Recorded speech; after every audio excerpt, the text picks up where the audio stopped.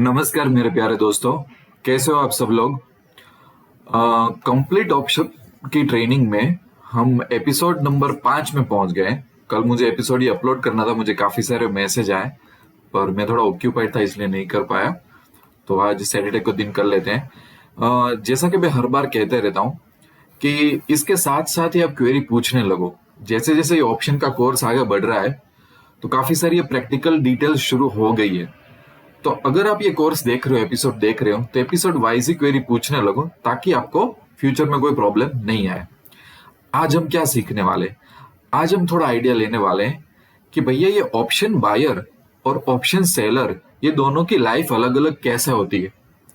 और ये तो क्या क्या सोच के कोई लोग ऑप्शन बायर बनते हैं, ऑप्शन सेलर बनते हैं, क्योंकि मार्केट में वैसे देखा जाए तो काफी सारी मिसअंडरस्टैंडिंग होती है कि भाई मैं तो ऑप्शन बायर इसलिए बनूंगा क्योंकि उसमें कम पैसा चाहिए, मैं तो ऑप्शन बायर इसलिए बनूंगा क्योंकि उसमें लिमिटेड रिस्क है। तो ऐसी काफी सारी मिसअंडरस्टैंडिंग होती है। और ताज्जुब की बात यह है कि कई बार मैं ऐसे लोगों से मिलता हूं जिनको 3 साल का 4 साल का ऐसा बड़ा बड़ा एक्सपीरियंस होता है, उनको भी ये मिसअंडरस्टैंडिंग होती है। तो ये वीडियो में मेरा इंटेंशन क्या है कि आपको बहुत सिंपल तरीके से आपके माइंड में ये जो रोल है एज ए ऑप्शन और बायर और ऑप्शन सेलर, वो रोल के बारे में कुछ क्लेरिफिकेशन मैं आपको देने वाला हूं कि कैसे दुनिया वर्क करती है ऑप्शंस में। देखो, इसके लिए एक बहुत बड़ी एग्जांपल है इंश्योरेंस कंपनी का। जैसे यहाँ पे कोई इंश्योरेंस बायर है, आप हो, मैं हो, आपका कोई फैमिली मेंबर है, तो हम लोग इंश्योरेंस लेते हैं तो हमारे पास काफी सारी कंपनी है। जैसे कि LIC के पास गए, HDFC के पास गए, कोटक के पास गए, टाटा के पास गए, ICICI के पास गए, ऐसी काफी सारी इंश्योरेंस कंपनियां हैं। हम मेडिक्लेम ले सकते हैं, हम टर्म प्लान ले सकते हैं, काफी सारी चीजें हैं। यस, तो फॉर एग्जाम्पल एक एग्जाम्पल देता हूँ। टर्म प्लान क्या होता है? टर्म प्लान ये होता है कि अगर जैसे कि फैमिली में कोई बंदा है जो कमा रहा है, ठीक है, फैमिली में हस्बैंड वगैरह, वाइफ वगैरह जो भी है जो कमा रहा है, जिसके ऊपर इनकम फैमिली की डिपेंड है, तो ज्यादातर उसके लिए टर्म प्लान लिया जाता है। अगर उस इंसान को कुछ हो जाता है तो फैमिली का खर्चा कैसे निकलेगा, उसके लिए टर्म प्लान होता है। एक सिंपल चीज होती है टर्म प्लान। मतलब कि जो फैमिली का मेन बंदा है, जिससे घर चलता है, अगर उसको कुछ हो जाएगा तो फैमिली पे कुछ बर्डन ना आ पाए। ठीक है, तो कई बार आपने ऐसा देखा होगा, जैसे ICICI वगैरह ऐसा एडवर्टाइज करती है कि भाई 500 रुपये महीने के भरो, 500 रुपये महीने के, और समझ लो कि आपको 50 लाख का टर्म प्लान मिल गया। तो 500 रुपये महीने के मतलब साल के 6,000 रुपये हुए। तो साल के 6,000 में आपको 50 लाख का कवर मिल रहा है। तो होगा क्या कि अगर जिसके नाम पे टर्म प्लान लिया गया है, अगर उनको कुछ होगा तो उसकी फैमिली को 50 लाख रुपए मिल जाएंगे, तो उनके फ्यूचर के लिए अच्छा है। अब आप ये 1 लाख, 1 करोड़ का भी ले सकते हो, 2 करोड़ का भी। जैसे जैसे प्रीमियम बढ़ाओगे वैसे वैसे ये प्लान बढ़ता जाएगा। तो ये इतना समझ में आ रहा है कि भाई चलो महीने के 500 भरो, या तो साल के 6,000 भरो और 50 लाख या तो 1 करोड़ का कवर ले लो। तो ये जो इंश्योरेंस कंपनी है, इंश्योरेंस कंपनी वो आपको कुछ बेच रही है। वो क्या बेच रही है? इंश्योरेंस। और आप क्या ले रहे हो? इंश्योरेंस ले रहे हो। यस और नो? आप बायर हो और ये क्या है? सेलर है। अब इसमें देखो, बायर है वो छोटी अमाउंट पे कर रहा है, 500 रुपए, 6,000 रुपए, और उसमें उसको प्रोटेक्शन बहुत बड़ा मिल रहा है। राइट? अब आप देखो कि यहाँ पे रिलेशनशिप क्या है। ये बायर है और ये सेलर है। हालांकि ये 6,000 रुपए में ही 50 लाख रुपए का कवर इससे पास से ले रहा है, बट यहाँ पे इंश्योरेंस कंपनी मार्केट में क्यों आई? उसका फायदा क्या है? 6,000 रुपए में 50 लाख, तो ये तो मतलब गलत बात नहीं हुई। तो उनके पास स्टैटिस्टिक्स होता है कि भाई जो लोग 25 टू 35 एज के हैं, 35 टू 45 वाले एज है, 55 टू 65, ये जब ये सब प्लान लेते हैं तो उनमें से डेथ कितने लोगों की होती है, कितना रिस्क होता है, तो वो इस हिसाब से पैसे लेते हैं। तो उनके पास ऐसे 6,000 6,000 6,000 देने वाले लाखों लोग होंगे, और वो लाखों लोग में से 5% 7 लोगों की अनफॉर्चुनेट अनटाइमली डेथ होती होगी। तो वो ऐसा सोचते हैं कि हर 100 कस्टमर में से मुझे रिस्क तो सिर्फ 5% कस्टमर का ही है, इसलिए वो ये बिजनेस करते हैं। देखो, ये बात है ना, आपको ऑप्शन की दुनिया में कोई नहीं सिखाने वाला। पूरे इंडिया में ये बात कोई नहीं सिखाएगा। आप समझो कि मैं आपको क्या समझा रहा हूं। मैं अननेसेसरीली टाइम वेस्ट नहीं कर रहा हूं आपका। इंश्योरेंस कंपनी, आपको कभी ये सब क्वेश्चन होना चाहिए कि यार लोग 5-10 हजार भर के 50 लाख का कवर ले लेते हैं, तो इंश्योरेंस कंपनी को फायदा क्या है? इंश्योरेंस कंपनी प्रोबेबिलिटी पे खेलती है पूरा गेम। उनके पास रिसर्च होता है। जैसे मेडिक्लेम होता है ना कि 10,000 रुपए का मेडिक्लेम करो और आपको हॉस्पिटलाइजेशन होगा तो हॉस्पिटलाइजेशन में वो 5 लाख तक का आपका बिल भर देंगे। तो उनका क्या फायदा भाई? आपने 10,000 भर के आपको तो 3 AC रूम में, डिलक्स रूम में आप एडमिट हुए, 3 लाख का खर्चा किया, आप तो जल्द से कर रहे हो। बट अब ये सोचो कि काफी सारे लोग ये 10,000 भर रहे होंगे, उनमें से सही में कितने लोग एडमिट हो रहे हैं, तो उनका परसेंटेज आएगा 5%, 7%। तो जो 95% लोग हैं उनका ये प्रीमियम होता है ना, वो उनका प्रॉफिट होता है और उसमें से ही सब खर्चा निकलता है। और इसीलिए ही कई बार कोई बंदा जाएगा जिसकी एज 30 है, तो उसके लिए प्रीमियम होगा 8,000 रुपए। अब कोई बार बंदा जाएगा 40 ईयर्स, उसका प्रीमियम हो जाएगा 15,000 रुपए। क्योंकि वो, अब कोई बंदा जाएगा कि भाई उसको 30 ईयर्स है बट कोई बीमारी है, जैसे कि ब्लड प्रेशर है, कुछ भी है, तो भी उसका प्रीमियम बढ़ जाएगा। तो जैसे जैसे रिस्क बढ़ेगा, थोड़ा थोड़ा प्रीमियम इंश्योरेंस कंपनी बढ़ा देगी। But at the end of the day वो इंश्योरेंस बिजनेस में इसीलिए ही है क्योंकि उनका रिस्क हमेशा 5%, 7%, 10% इतना ही होता है। वरना आपको क्या लगता है, हर बंदा इंश्योरेंस ले रहा है, 5,000, 10,000, 20,000 रुपए चुका रहा है और हर एक को 50 लाख, 1 करोड़ का कवर दे देगी और सही में ये सही निकला, तो ये लोग क्या अपनी जेब से थोड़ी देने वाले हैं। सो आप समझो कि हम ऐसा सोचते हैं कि भाई हम इंश्योरेंस बायर है, हम फायदे में हैं, हम तो 5,000 भर के निकल गए। बात ऐसी नहीं है, आपका तो फायदा है, इंश्योरेंस लेना भी चाहिए। ऐसा नहीं, मेरे पास खुद इंश्योरेंस है और मैं लोगों को बोलता हूँ इंश्योरेंस लेना चाहिए, वरना सही बात नहीं है।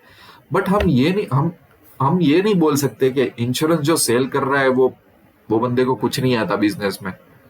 उनको शायद अपने से 1,000 गुना आता है, वो प्रोबेबिलिटी पे खेल रहा है वो। तो यहां पे बात ये आ रही है कि ऑप्शन की दुनिया में भी बायर और सेलर होता है। अब इंश्योरेंस कंपनी में क्या होता है कि आप तो 5,000 भर के छूट गए, अब आपने प्रीमियम भरा, उसके दूसरे दिन ही बंदे को कुछ हुआ तो भी ये इसको तो पूरा पैसा देना ही पड़ा। जैसे कि समझ लो किसी ने अच्छा खासा प्रीमियम भरा 10,000 रुपए पर ईयर और उसको 1 करोड़ का कुछ कवर मिला, ठीक है, ऐसा मान लेते कि 1 करोड़ का कवर। अब उस बंदे ने इंश्योरेंस पॉलिसी लेने के बाद 2 दिन के बाद ही एक्सीडेंट हुआ, तो भी उनको 2 दिन बाद तो 1 करोड़ रुपए उसकी फैमिली को देने पड़ेंगे। सो अंडरस्टैंड कि हम कई बार ये प्रीमियम मिस आउट कर सकते हैं कि भाई इस साल प्रीमियम नहीं भरना है, ऐसा होता है, हम लोग ऐसा करते हैं। बट अगर क्लेम करना हो तो ये कंपनी छूट नहीं सकती। तो हम तो छोटे रुपए दे के निकल जाते हैं, पर ये लोग तो छोटे रुपये लेने के बाद भी ये लोग तो वहां पे उनका ऑब्लिगेशन है, लीगल केस हो सकता है उनके ऊपर। अगर वो क्लेम पास ना करे तो हम कोर्ट में जा सकते हैं कि भैया क्यों क्लेम पास नहीं किया, हमने थोड़ा कुछ झूठ बोला था। सो अंडरस्टैंड कि ऑप्शन की दुनिया में भी ऑप्शन बायर होता है, वो प्रीमियम पे करता है, राइट, और ऑप्शन सेलर होता है, वो प्रीमियम रिसीव करता है। पर इसका मतलब नहीं है कि एक का बिजनेस कभी नहीं चलेगा, मैं तो ऑप्शन बायर ही बनूंगा, ये सब गलत बात होती है। अब आगे बढ़ते हैं। ऑप्शन की दुनिया में जब हम बायर बनते हैं, बायर, तब हम क्या करते हैं, इंश्योरेंस हम प्रीमियम पे करते हैं। निफ्टी में ट्रेड करो, एसबीआई में ट्रेड करो, उसके लॉट का कुछ प्रीमियम होता है। वो प्रीमियम कौन ले जाता है? सेलर। तो हमारी जेब से यहां पे आ जाता है।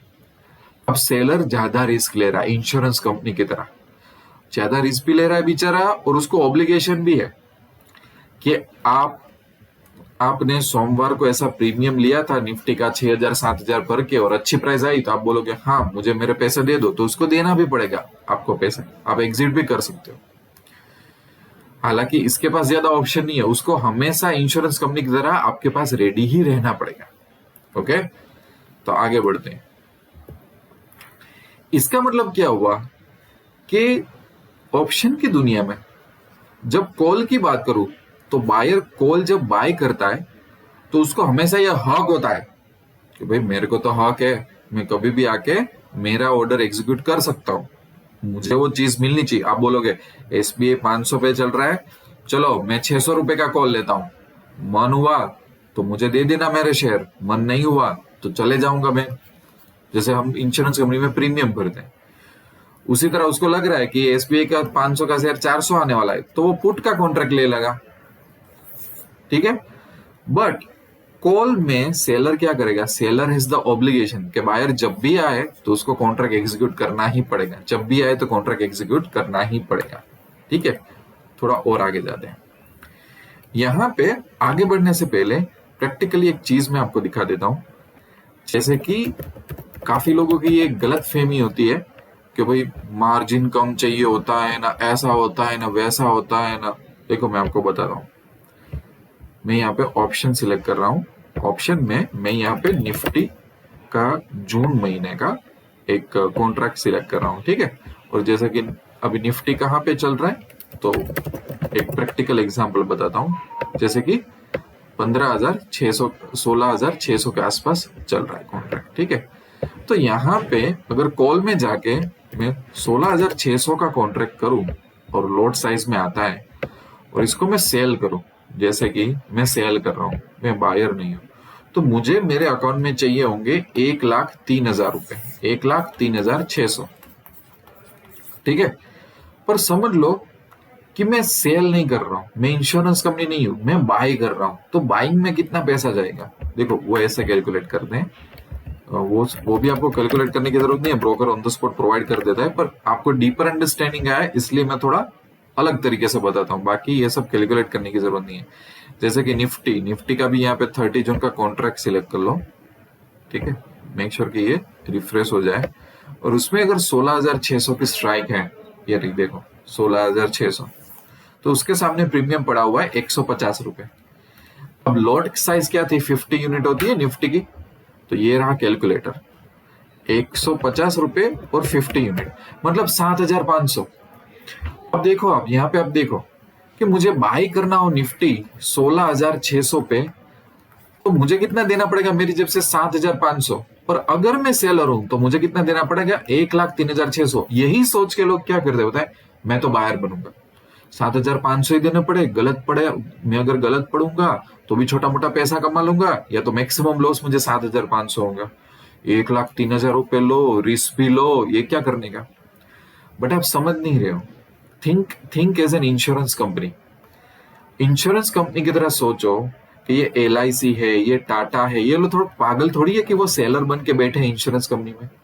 उनका रिस्क कितना है, 5% 7%। तो क्या हमें ये सब चीज समझ में नहीं आनी चाहिए कि अगर मैं निफ्टी में सेलर बन रहा हूं और 1,03,000 दे रहा हूं, 1,03,600 compare to 7,500 as a buyer, but क्या ये चीज नहीं हो सकती कि मेरे लिए प्रोबेबिलिटी 90% होगी और इस बंदे के लिए प्रोबेबिलिटी सिर्फ 10% ही होगी। समझ रहे हो, यहाँ पे मुझे प्रॉफिट के चांस ज्यादा होंगे, यहाँ पे कम होंगे। दुनिया ये समझने के लिए तैयार नहीं है, दुनिया सिर्फ फिगर सोचती है। तो insurance consider as a businessman, उस तरीके के सोचो, तब आपको पता चलेगा। तो यहां पे हमें ये सीखना है कि ऑप्शन में जब हम बाई करें, जब हम सेल करें, तो ये मत सोचो कि बाइंग में कितना पैसा जाएगा, सेलिंग में, ये सोचो, स्ट्रेटेजी को एनालाइज ये करो कि मेरी प्रोबेबिलिटी कहाँ है, मेरा रिस्क फैक्टर कहाँ है। फिर उसके हिसाब से कई बार हो सकता है कि आप एज ए बायर बनो, कई बार हो सकता है एज ए सेलर बनो, कई बार हो सकता है कि दोनों बनो। अब समझ में आ रहा है कि मैं क्या समझा रहा हूं। ऑप्शन में इतना इसीलिए कई बार लोग क्या बोलते हैं पता है मेरे को, कि ऑप्शन में तो देखो इतना ही, बाइंग में तो इतना छोटा सा मार्जिन चाहिए और इसमें देखो इतना बड़ा चाहिए। बट जो लोग छोटा मार्जिन करते हैं ना, वो फंस जाते हैं, ट्रैप, जेल में बंद हो जाते हैं। उसको स्टॉक मार्केट ऐसा फंसाता है, उसको ऐसा लगता है कि अच्छा भैया 2,005 रुपए में ही, 5,000 रुपए में ही तुमको दुनिया भर की वेल्थ बनाने ली है। प्रोबेबिलिटी तुम्हारे फेवर में होती ही नहीं। ऑप्शन का रूल है, एज ए बायर कभी भी हमारे फायदे में प्रोबेबिलिटी होती ही नहीं है, कोई रेयर केसेस में ही होती है। ये मैं जानबूझ के इतना सारा मैं आपको क्यों समझा रहा हूं, समझो आप, ठीक है। अब इसका मतलब क्या हुआ कि जब हम ऑप्शन बायर बनते या तो ऑप्शन सेलर बनते, तो देखो कई बार ऐसा होता है ना कि देखो मैं ऐसा बोलूं कि मुझे कॉल बाय करना है, तो मैं कॉल बाय तभी कर पा रहा हूं ना जब सामने कोई बंदा कॉल सेल कर रहा होगा। समझ में आ रहा है, मुझे निफ्टी का कॉल बाय करना है, मुझे SBI का कॉल बाय करना है, मैं कॉल बाय तभी कर पाया ना जब सामने कोई बेचारा सेल कर रहा होगा। तो जो मैं सोच रहा हूं कि यार देखना SBI तो ऊपर जाएगा, तो ये बंदा उल्टा सोच रहा होगा ना कि SBI कहीं नहीं जाएगा या तो नीचे जाएगा, ये ऐसा सोच रहा होगा ना। तो जब भी आप बैटिंग लगाओ तब सोचो कि सामने वाला आपके अगेंस्ट में बैटिंग लगा रहा होगा, उसने भी कुछ रिसर्च किया होगा। अंडरस्टैंड कि मैं क्या कह रहा हूं। तो बायर जब बनते हैं तो कॉन्ट्रैक्ट में टाइम कितना बचा है, कॉन्ट्रैक्ट में वोलाटिलिटी कितनी रहती है, मार्केट कैसा मूव हो रहा है, ये ऐसी काफी सारी चीजें हमको अफेक्ट करती है। और उसी तरह यही चीज सेलर को भी अफेक्ट करती है। तो लोग रिसर्च करके आते हैं कि एसबीआई की प्राइस अभी 500 चल रही है, तो मार्केट में जून महीने का कॉन्ट्रैक्ट टाइम कितना बचा, मार्केट में वोलाटिलिटी कैसी है, मार्केट कैसा चल रहा है, उसके हिसाब से एनालिसिस करके फिर लोग कुछ बाइंग कॉन्ट्रैक्ट लेते हैं, कुछ सेलिंग कॉन्ट्रैक्ट लेते हैं, कुछ प्रोटेक्शन लेते हैं, उस हिसाब से कुछ डिसाइड होता है। ऐसा आंख बंद करके आ गए मार्केट में कि मैंने चार्ट देख लिया, मैं तो बायर बनूंगा, ये तो सेलर बनूंगा, मतलब वो लोगों का बेसिक नॉलेज ही क्लियर नहीं होता। बेसिक नॉलेज ही क्लियर नहीं होता, क्योंकि होता ये है कि जो कॉन्ट्रैक्ट टाइम होता है वो सेलर के फेवर में होता है, वोलाटिलिटी का एक अलग कंसेप्ट होता है, मार्केट मूवमेंट अलग कंसेप्ट होता है। इन सबको ऑप्शन ग्रीक्स बोलते हैं, जो आगे जाके हम समझने वाले हैं। अंडरस्टैंड कि आप एक कॉन्ट्रैक्ट में जा रहे हो, वो कॉन्ट्रैक्ट का कोई ना कोई एक्सपायरी डेट होगा, तो बायर और सेलर को अलग अलग तरीके से अफेक्ट करने वाला है, राइट। प्रीमियम की प्राइस कैसे ऊपर नीचे होगी, दोनों को प्रॉफिट लॉस कैसे होगा, क्योंकि देखो आप ऐसा इनोसेंट नहीं बन सकते कि यार मुझे तो लग रहा है मार्केट ऊपर जा रहा है, मैं तो कॉल बाय करके बैठा हूं, क्योंकि आप कॉल बाय इसलिए कर पाए क्योंकि सामने कोई सेल कर रहा है। सो नेवर अंडर एस्टिमेट, आपके सामने जो बंदा खड़ा है वो आपसे 10 गुना रिसर्च करके आया हुआ है। तो इसका मतलब ये नहीं कि आप 6,000 रुपए दे रहे हो, वो बंदा 1,00,000 रुपए दे के बैठा हुआ है, तो ये बंदा इडियट है और आपको ही सब कुछ पता है। मेरे पास ऐसी क्वेरी आती है कि सर क्यों यार मेरे को तो। सो अंडरस्टैंड कि ये बहुत डीप कंसेप्ट है, you have to think about everything. Finally एक और बात सीख लेते हैं। इसका मतलब ये हुआ कि अगर आपको लग रहा है कि मार्केट ऊपर जा रहा है, अगर आपको ऐसा लग रहा है कि मार्केट ऊपर जा रहा है, तो आप क्या कर सकते हो, आप कॉल बाय कर सकते हो या तो पुट सेल कर सकते हो। आपके पास दोनों ऑप्शन है, इसलिए मैंने वो बोला था ना कि ऑप्शन इतनी इंटरेस्टिंग चीज है कि आपके पास हमेशा ऑप्शन रहेगा कि आप एक ही चीज को, कि मार्केट ऊपर जा रहा है तो आप बायर बनो कॉल लेके, या तो आप सेलर बनो पुट सेल करके।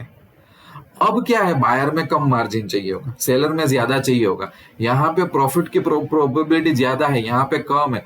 अब आपको सोचना होगा यार मार्केट तो ऊपर जाने वाला है, अब मैं बायर भी बन सकता हूं, मैं सेलर भी बन सकता हूं, मेरे पास कैसे कितने पैसे हैं, मार्केट को मैं कैसे एनालाइज कर रहा हूं, इस तरीके से अपना रूल चूज करो। उसी तरह मार्केट नीचे जा रहा है तो आप बायर बनो पुट बाय करके, या तो कॉल सेल कर लो, दोनों भी हो सकता है। मार्केट नीचे जा रहा है तो भी आप बायर भी बन सकते हो, सेलर भी बन सकते हो। आपके कैलकुलेशंस, आपका रिस्क रिवॉर्ड रेशियो, आपके पास कितना पैसा है, आप कितना कमाना चाहते हो, उसके ऊपर से ये रोल सब डिसाइड होते हैं। सो अंडरस्टैंड, आज हमने ये सीख लिया कि भाई ऑप्शन बायर और ऑप्शन सेलर की लाइफ कैसी होती है। फ्रंट एंड से ऊपर ऊपर से ऐसा लग रहा है, अगर हमारे पास नॉलेज ना हो, फिर ऑप्शन बायर तो छोटे मोटे पैसे देके निकल जाता है ये सब। बट अंडरस्टैंड कि कोई भी मार्केट सिचुएशन के लिए आप बायर भी बन सकते हो, सेलर भी बन सकते हो, काफी सारे ऑप्शंस आपके पास होते हैं। यू हैव टू अंडरस्टैंड कि कहाँ पे कौन सा रिस्क प्ले हो रहा है और कहाँ से कौन सा रिस्क नहीं प्ले हो रहा है। बायर प्रीमियम देके छूट जाता है, इसको प्रीमियम मिलता है, बायर के पास हक होता है, इसका एक ऑब्लिगेशन होता है, जैसे इंश्योरेंस कंपनी की तरह के क्लेम पास करना ही पड़ेगा वरना नहीं चलेगा, राइट। सो अब इतना समझ में आ गया हो तो नेक्स्ट एपिसोड में हम और ज्यादा प्रैक्टिकल चीजें लर्न करेंगे, कुछ और प्रैक्टिकल एग्जाम्पल के साथ में आऊंगा और अपने चार्ट वगैरह में जाके स्टडी करेंगे। तो see you very soon in episode number 6। तब तक you can get in touch with me. I wish you lots of love and happiness. दोस्तों, अगर आपको कोई भी क्वेश्चन हो तो इट्स व्हाट्सएप नंबर पे आप मैसेज कर सकते हो। अगर आप एक सीरियस ट्रेडर और इन्वेस्टर बनना चाहते हो तो आप हमारी पैसा तो बनेगा की वेबसाइट विजिट कर लो, या तो हमारी एंड्रॉयड एप्लीकेशन डाउनलोड कर लो और आपको 5 लाख रुपए के कोर्सेज बिल्कुल फ्री में मिल जाएंगे। और हाँ, इस चैनल को सब्सक्राइब करना बिल्कुल मत भूलना।